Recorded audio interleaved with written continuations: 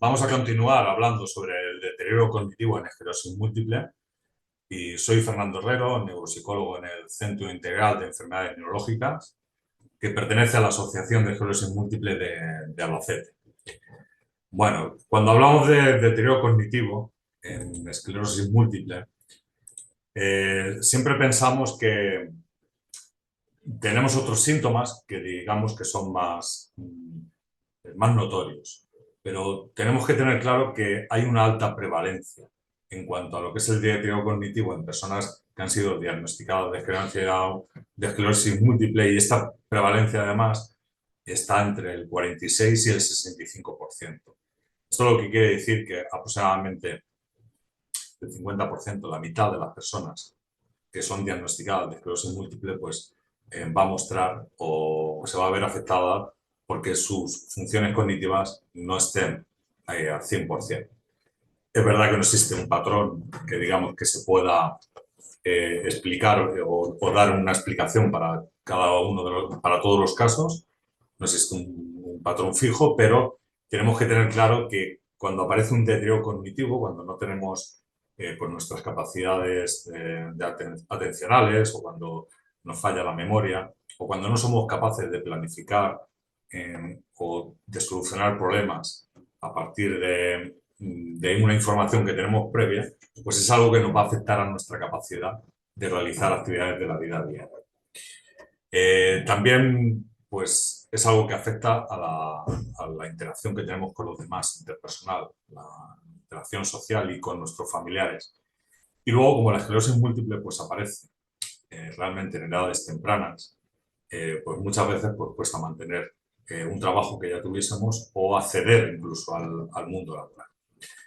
Bueno, por otro lado, tenemos que dejar claro que a pesar del impacto que produce el deterioro cognitivo, pues bueno, realmente está siendo considerado en las últimas 2 décadas. Y bueno, pues cada vez más. Ahora sí que ya hay estudios bastantes, ya se han hecho bastantes investigaciones, en las cuales se tiene en cuenta el deterioro cognitivo. Es verdad que antes no se tenía, como ya he dado unas pinceladas al inicio, pues porque los síntomas motores y los visuales, los sensitivos, incluso los de coordinación, pues tienen mayor notoriedad. Entonces, pues todos los recursos que había dirigido a personas con esclerosis múltiple iba dirigido especialmente hacia esos síntomas que son más notorios. Y luego también, pues, hasta no hace mucho, pues, no había excesivamente o no teníamos lo que eran especialistas que fuesen profesionales, que se hubiesen formado en neuropsicología y que supiesen evaluar para poder luego tener tratamientos que fuesen eficaces en cuanto a todo lo que es el deterioro cognitivo. También faltaban pruebas neuropsicológicas para su detención, el tener gente formada que pues, supiese evaluarlas, qué es lo que significan esas pruebas y cómo a partir de ahí poder hacer un plan rehabilitador individual a cada una de estas personas. Pero bueno, sí que de los estudios que ha habido en estas 2 décadas nos han dado cierta información. Esta información la tenemos que tener en cuenta. Aquí vamos a entrar en algunos términos, bueno, pues que son, digamos, algunos términos que son un poco más técnicos. Voy a intentar que quede todo más claro, que sea más familiar para que todos nos entendamos, pero bueno, tenemos que tener claro que los pacientes con esclerosis múltiple, incluso antes de que aparezcan las primeras manifestaciones de los síntomas físicos, los sensitivos, los motores que hemos hablado, ya puede aparecer el deterioro cognitivo. De hecho, esto es algo que se ha podido comprobar y es por lo que nos lo mencionan. Nos han comentado que una persona, aunque no hayan salido estos primeros inicios de síntomas motores, puede ya estar manifestando un deterioro cognitivo, o sea, un declive en su memoria, en su atención, en sus funciones ejecutivas, como ahora veremos. También no existe un patrón global de deterioro para cada tipo de esclerosis múltiple, ni tampoco para cada persona.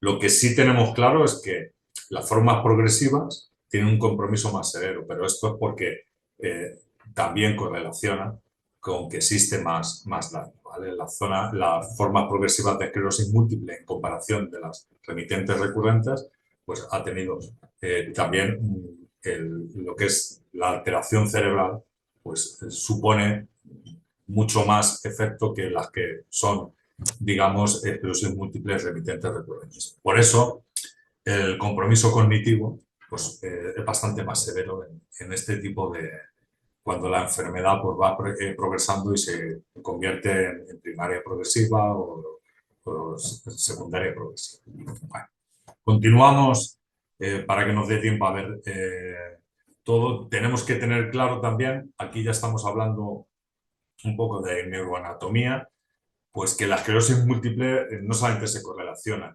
con el daño en la sustancia blanca, también se correlaciona pues, con lo que son estructuras subcorticales, que son de sustancia gris, aunque no toda la sustancia gris está en la zona exterior de nuestro cerebro, también tenemos esas zonas subcorticales en las cuales pues, existe cierta materia gris. Entonces, pues, se ha hablado que el deterioro cognitivo pues, correlaciona con la atrofia del tálamo. Esto quiere decir que el tálamo va perdiendo neuronas y atrofia pues, el que va adelgazándose.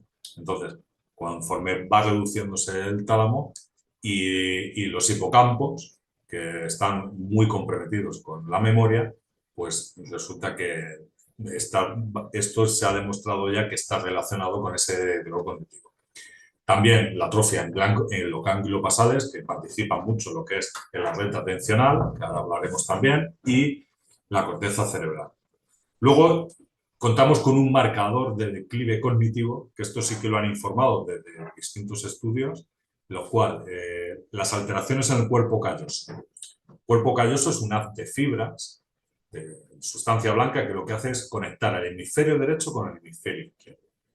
Y hace que la interconexión y que entre ellos se puedan comunicar. Pues cuando hay alteraciones en el cuerpo calloso y cuando el tercer ventrículo, ventrículos son aquellos espacios donde el líquido cefalorraquídeo, pues dentro del sistema nervioso central, concretamente dentro del encéfalo, pues puede realizar más sus funciones y discurre, ¿vale? Pues el tercer volumen, el tercer ventrículo acoge más volumen cuando lo que son las áreas que tiene alrededor, pues pierden neuronas. Entonces deja mucho más volumen lo que es al ventrículo y por lo tanto por eso es mayor volumen de ventrículo. Un mayor volumen de ventrículos siempre está asociado a una atrofia en lo que es en las áreas que tiene colitantes. Entonces, cuando existen alteraciones, tanto en el tercer ventrículo como en el cuerpo calloso, esto es un marcador claro de declive cognitivo. Esto quiere decir que en varios estudios lo que han hecho es que han comprobado que las personas que tienen deterioro cognitivo también presentan anatómicamente pues, estas características. Continuamos en cuanto a lo que son las correlaciones y es verdad que también nos informan de que no correlaciona la discapacidad física con el deterioro cognitivo. Y como se ha dicho al principio, está presente en estadios tempranos de la enfermedad. ¿Cómo son las lesiones que aparecen? Bueno, pues cuando escuchamos o leemos una resonancia magnética, cuando hablamos de estos agujeros negros que vienen cuando vienen informadas estas resonancias, pues bueno, pues ahí realmente lo que se ven agujeros negros o los denominan así porque donde debería haber una sustancia blanca y demás, pues no existe. Como ha habido tal, digamos, alteración de esa parte, pues no lo recoge. La tecnología que tiene la resonancia magnética no lo recoge. Entonces, pues parece como si fuesen agujeros negros. Pero en realidad lo que tenemos es que la sustancia blanca se ha visto dañada y se han perdido axones. Pero bueno, vamos a entrar un poco más. Aparte del problema que tenemos en sustancia blanca, la esclerosis múltiple también supone una ruptura de la barrera hematoencefálica. Se producen inflamaciones focales en aquellas zonas donde realmente se está produciendo pues, esa pérdida de melanina en el axón. se pierden los oligodendrocitos, que son pues, aquellas células nerviosas que pertenecen a la glía de nuestro sistema nervioso central, y los oligodendrocitos lo que hacen es reparar todos aquellos daños que pueda tener la mielina del axón, o incluso envolverlo para poder especializarlo en las primeras partes de nuestra vida, el ciclo vital. Bueno, pues se pierden este tipo de células, de oligodendrocitos, y bueno, pues se produce una degeneración axonal, entre otras cosas porque cuando pierde la mielina, pues está más expuesto a otras sustancias como puede ser el óxido nítrico o incluso neurotransmisores como el glutamato. Entonces, si las cosas no están en su justa medida y entonces hay exceso, por ejemplo, de glutamato, pues el axón realmente lo que hace es que pierde su eficacia y la neurona, al fin y al cabo, muere. Por eso, la pérdida de la mielina de los axones, pues se produce finalmente pues, una muerte de lo que es toda la neurona. Y esto, pues, tenemos que tenerlo en cuenta. Estos son las alteraciones cerebrales, que son las que producen o las que mantienen en sí el deterioro cognitivo. En cuanto a los hechos que explican las lesiones de la sustancia gris, y el desarrollo, y que se desarrolle posteriormente atrofia cerebral, pues también han podido comprobar que existe inflamación de las meninges. Las meninges son aquellas capas que lo que hacen es recubrir el cerebro entre el cráneo y el propio cerebro. En principio hablaban de tres: dura madre, aracnoides y pía madre. Vale, y ahora en la zona aracnoidea, pues bueno, existe hasta una cuarta capa que se llama SLIM, que la han descubierto este año. Y bueno, lo que hace es separar el líquido cefalorraquídeo entre el líquido cefalorraquídeo para limpiar y el que está ya limpio. Sí. Sí, claro, si tenemos inflamación de estas meninges, pues no funcionan bien, no realizan sus funciones ese sistema linfático para poder hacer una limpieza durante la noche de ese cerebro, pues no funciona del todo, y entonces pues es verdad que hay unas neuronas que son más vulnerables a que puedan perder esa mielina, y también a que incluso no puedan resistir el poder convivir con tipo de desechos. Esto es la vulnerabilidad neuronal selectiva, y bueno, pues, tanto la inflamación como estas neuronas que son más vulnerables que otras, pues serían, digamos, las que pues se produciría la lesión y se produciría la atrofia.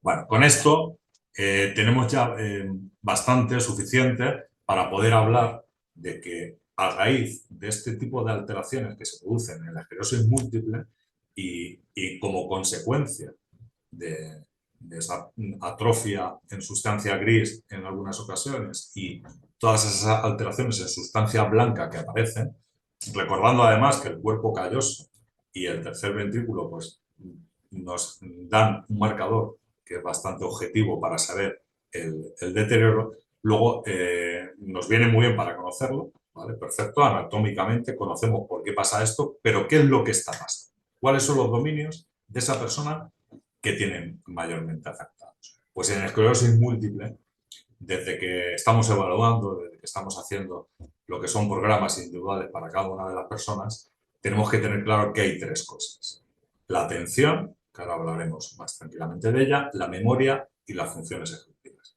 Y aparte van en este orden, ¿por qué? Porque la atención es, digamos, la piedra angular. La piedra angular de lo que es el resto de dominios es la atención, pero también tenemos que tener en cuenta que, aunque lo hablemos así separado, realmente los dominios cognitivos no operan entre ellos. No podemos, venga, ahora vamos a sacar la atención pura o la memoria pura o las funciones ejecutivas, el tema de velocidad de procesamiento. Bueno, pues a lo mejor sí se podría medir algo más, pero el resto están interactuando.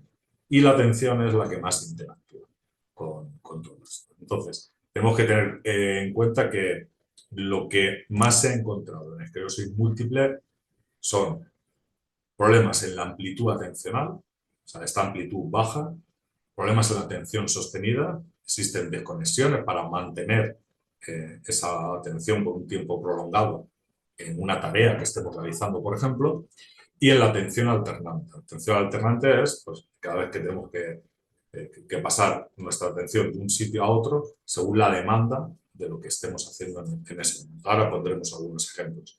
La memoria, pues igual. Donde más problemas se ven es en memoria inmediata. Esa es importante, ahora pondré un ejemplo también al respecto. Al principio de todo, pues he llegado y me he presentado, he dicho cuál era mi nombre, y habrá gente que sí lo recuerde, ¿vale? Esto va dentro de la memoria inmediata, incluso hay gente que ya no lo recuerde, pero bueno, cuando lo vea nuevamente, incluso en el centro donde trabajo, y bueno, lo que sí recordáis es de qué vamos a hablar. Todos sabéis que estamos hablando del deterioro cognitivo en esclerosis múltiple. Bueno, pues gracias a esa memoria inmediata, pues podemos seguir entendiendo lo que se va diciendo a continuación, por ejemplo, en esta exposición respecto al deterioro cognitivo. Y bueno, percepción visoespacial y las funciones ejecutivas pues, que están comprendidas, como más o menos conoceréis, pues la capacidad de resolver problemas, aprendizaje y formación de conceptos, la memoria de trabajo, que de lo que se trata es de tener una información, poder transformarla, operar y dar una respuesta en un tiempo limitado. Eso lo hacemos con la memoria de trabajo. La inhibición semántica, que es muchas veces lo que hacemos es que evitamos interferencias que nos pueda venir, y la velocidad de procesamiento que, como os he dicho, siempre que existe siempre una alteración que tenemos en nuestro encéfalo, hemos tenido pues, un traumatismo craneoencefálico o se producen lesiones como esclerosis múltiple o incluso un ictus, pues siempre la velocidad de procesamiento se va a ver comprometida, ¿vale? Porque existen alteraciones cerebrales que lo que va a hacer es que vayamos algo más lejos. Pues en esclerosis múltiple tampoco, no es que sea una excepción. Bueno, vamos a hablar de los tres importantes, para no irnos demasiado en tiempo, vamos a hablar de lo que es la atención. Y vamos a tener claro lo que es la amplitud atencional, que esta es de las medidas, por ejemplo, que se realizan aquí en el Centro Integral de Enfermedades Neurológicas, normalmente es la que en el 90 o el 95% de los casos está disminuida esta amplitud. Y la amplitud atencional, pues bueno, entendemos que es el número de estímulos que se pueden atender secuencialmente, ¿vale? A corto plazo. Aparte, la amplitud atencional está muy relacionada porque coincide con la amplitud de memoria a corto plazo. Nosotros aquí lo medimos con dígitos. Bueno, ahora os hablaré un poco de lo que es el proceso de evaluación, porque nosotros lo que hacemos es tenemos un protocolo que dura en la administración aproximadamente entre 90 y 120 minutos y lo que hacemos es ir midiendo cada uno de los dominios y bueno, pues uno de los más importantes es la amplitud atencional que la medimos con lo que son dígitos directos, inversos y ordenados. La atención sostenida, pues ya os he comentado un poco que esa capacidad para mantener la atención sobre pues, una tarea, un estímulo, durante periodos prolongados. Aquí, por ejemplo, utilizamos también una prueba que tenemos que se llama breve test de atención, en el cual medimos esa atención sostenida porque hacemos un total de 20 ensayos. 20 ensayos en el que, desde que se comienza del primero hasta el 20, y entonces lo que es la persona que está siendo evaluado tiene que mantener esa atención durante un momento prolongado. Si tiene cualquier tipo de desconexión, va a perder el hilo y no va a responder bien. Y luego la atención alternante, que es otra capacidad que es pues, para poder pasar de una tarea a otra. Y esto también está muy relacionado con las funciones ejecutivas, concretamente con la flexibilidad cognitiva. Tenemos que tener esa flexibilidad cognitiva. Si os dais cuenta, la atención es una piedra angular y que normalmente en esclerosis múltiple pues está afectada y entonces va a afectar al resto de dominios. Por eso hablamos de ese deterioro cognitivo en esclerosis. La memoria. Bueno, pues la memoria, esto lo habréis oído muchas veces, pero es cierto, es una función cognitiva que tiene el cerebro, que lo que hace es permitir codificar, almacenar y recuperar esa información cuando la necesitemos. ¿Vale? Para poder codificarla, claro, tenemos que estar atendiéndola, luego hay que almacenarla y luego posteriormente recuperarla. Estas son. Y luego hay muchas clasificaciones de memoria. Pero bueno, a nosotros la que nos interesa son, vamos a poner con componente temporal, en el cual pues, la memoria inmediata, de la que ya hemos hablado un poco antes, que la inmediata no solamente esta que dura un minuto para poder, también la inmediata es, como os he dicho, cuando estamos viendo lo que es esta presentación, pues también tenéis una memoria inmediata de lo que estamos hablando desde el principio. Y luego la memoria reciente, que es precisamente esta, que va dentro de... Y por último tenemos una memoria a largo plazo. La memoria a largo plazo ya pues, es cuando transcurren entre 20 y 30 minutos. Yo casi soy más partidario de 30 minutos. Para adelante es cuando ya sabemos que hemos almacenado y ya tenemos una memoria más a largo plazo. Ahora os diré cómo se va. Bueno, tenemos que comprender una frase larga. Tenemos que comprender esta presentación que estamos viendo. Pues, como os he dicho antes, necesitamos recordar el inicio para poder entender el final. Para eso nos vale la memoria inmediata. La memoria a corto plazo lo que hace es retener esos inicios. Habrá cosas puntuales que unos recuerden más, que recuerden menos, pero lo importante para conocer todo esto. Si esto lo tenemos alterado también en memoria, pues lo que va a seguir es va a ser más complicado. Por eso, como os digo, lo tenemos que saber evaluar y tenemos que saber si dentro de esa memoria pues los problemas están en la codificación o están en el almacenamiento o también están en la recuperación. Y bueno, y cómo en los demás dominios pues está afectado. Para medir la memoria pues utilizamos 3 pruebas. A mí me gusta utilizar memoria verbal, en la que también lleva un componente de aprendizaje.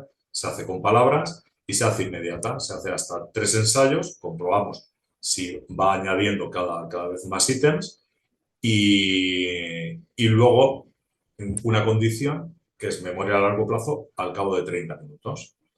¿Vale? Ahora os diré qué hacemos mientras esos 30 minutos. Las pruebas de memoria son las que siempre se tienen que pasar primero porque como llevan una fase de recuerdo durante lo que es el proceso de evaluación, posteriormente a los 30 minutos hay que volver a evaluar ese recuerdo a largo plazo. La memoria visual pues lo hacemos con la figura compleja de Rey, entre otras, y bueno, pues lo que hacemos es que primero hace lo que es la fase de copia, con el modelo delante, copia lo que es el dibujo y luego al cabo de 30 minutos, pues lo que tiene que hacer es volver a reproducirlo, pero esta vez en memoria. Como lo ha trabajado, como lo ha procesado, pues lo que lo ha dibujado, pues está claro que tiene que poner los máximos detalles posibles. Estas son las 2 primeras. Mientras tanto, pasamos todas las atencionales, que normalmente es con cifras y así, lo que hacemos es no crear interferencias, para que cuando lleguemos a esa fase en la cual tengamos que evaluar el recuerdo a largo plazo, pues justo en ese momento ya han pasado los 30 minutos y no hemos metido ningún tipo de interferencia, ni semántica ni visual. Luego ya posteriormente se pasa a otra prueba de memoria, que aquí lo que hacemos es un poco más memoria episódica, pues bueno, se cuentan 2 historias que como si fuesen 2 noticias muy breves, son cortitas y lo que nos interesa de forma inmediata que nos cuente los máximos detalles posibles. Luego, lo mismo, a los 30 minutos lo que hacemos es que vemos el recuerdo a largo plazo y también el reconocimiento. Si no ha habido un buen recuerdo a largo plazo, pues posiblemente con el reconocimiento, que es haciéndole preguntas sobre lo que le hemos hablado y delante de las mismas claves con las que ha codificado pueda tener las respuestas, pues que nos diga sí o no y comprobamos si mejora.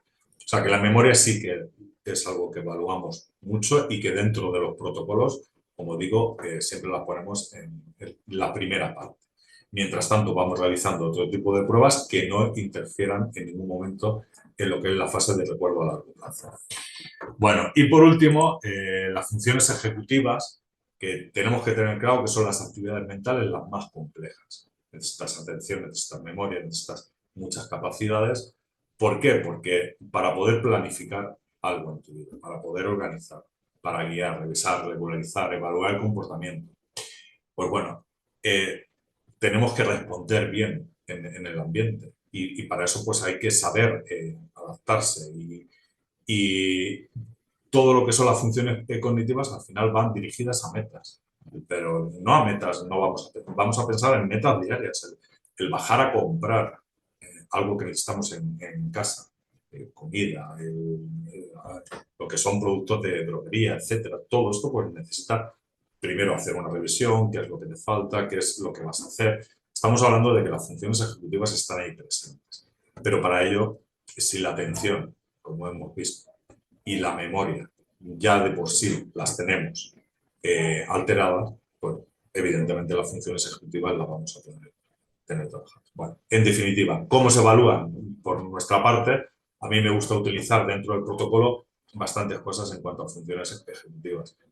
Una prueba tan sencilla como fluencia verbal, por ejemplo, con animales y tal, ya me aporta bastante sobre lo que son funciones ejecutivas. Y luego, por otro lado, también tenemos lo que son más específicas. Pues, tenemos, a mí me gusta pasar el test del zoo, que pertenece a una batería más grande que se llama BATS, y bueno, pues me da mucha información de cómo planifica, cómo ve toda la tarea que tiene que realizar y luego cómo la ejecuta. Y luego hay otra que es la selección de tarjetas Wisconsin, que se llama, y esta tarjeta, este test pues da mucha información en cuanto a flexibilidad, también nos da mucha información a cómo la persona puede cambiar criterios, ya no solamente de una forma flexible, sino de una forma de razonamiento.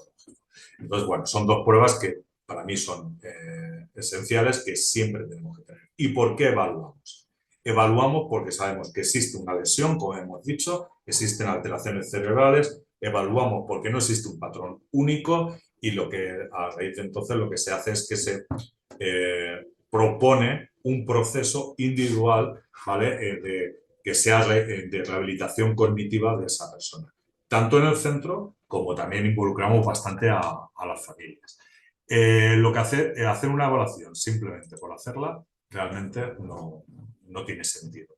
La evaluación tiene que ir, bueno, pues para conocer el daño, y una vez que conocemos cuál es ese deterioro cognitivo, apoyándonos en aquellas capacidades preservadas, pues lo que hacemos es que planteamos un plan de rehabilitación cognitiva, y dentro además del equipo multidisciplinar con otros profesionales sanitarios en las que podamos trabajar pues también otros síntomas que son los más notables.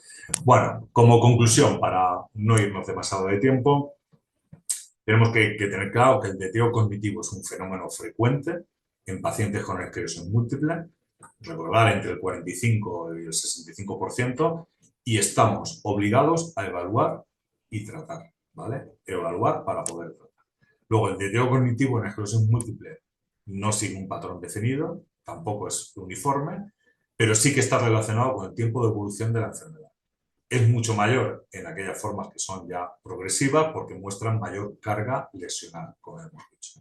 Por último, tenemos que tener claro que las alteraciones cognitivas más comunes en esclerosis múltiple se registran concretamente en la atención, que ya habéis visto que no es algo unitario, en la memoria y en las funciones ejecutivas. Y con esto, pues bueno, espero que os haya podido aclarar, que os haya gustado y que tengáis algo más de información. Y nada, desde aquí os quiero enviar un saludo y nada, quedo a vuestra disposición. Hasta luego.